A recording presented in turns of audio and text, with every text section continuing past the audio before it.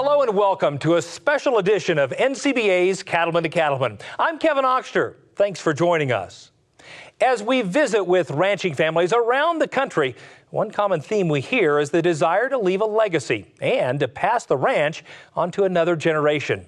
But these days, with land values and cattle values where they are, and with estate taxes and many other issues to consider, the generational transfer of ranching assets is often a challenge.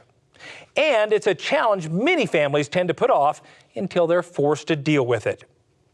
So today, we're going to share some insights on this issue, and in particular, we'll bring you the story of the R.A. Brown Ranch in Texas and hear from the Brown family about how they dealt with the issue of generational transfer.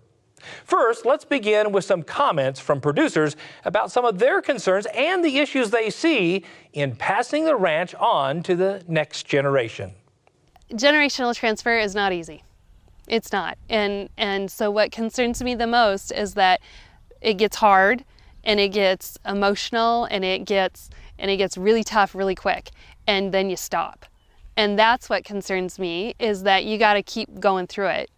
Troy and I recently been through it with his family, and we many times were with the lawyer and the accountant and all the family in the same room, and I just thought, wow, we're getting along through this process. I can't imagine if you're not getting along how much harder it is for people to go through the process. And so there are multiple ways that people get bogged down and just quit.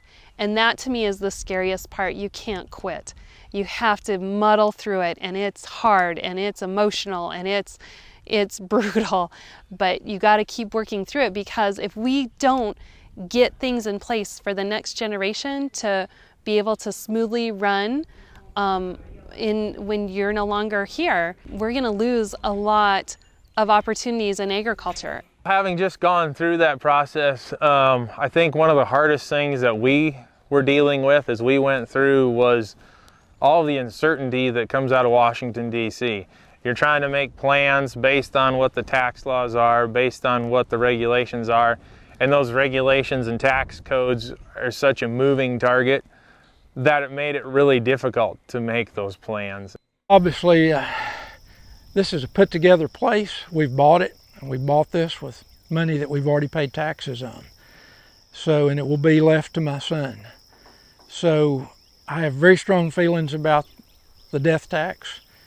We think that we've already paid taxes on that money that we bought this place with.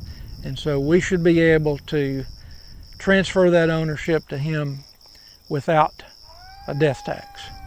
And we feel very strongly about that. These places should not be chopped up. All the management that's gone into them, all the care that's gone into them should not be fragmented. And fragmentation is a very big problem in Texas. We have 1,000 new people a day moving to the state. And obviously we could sell this place and be pretty well off and not have to worry about a lot of things, but that's not our desire, and we would like to leave it to our son, and we should be able to do that without being penalized.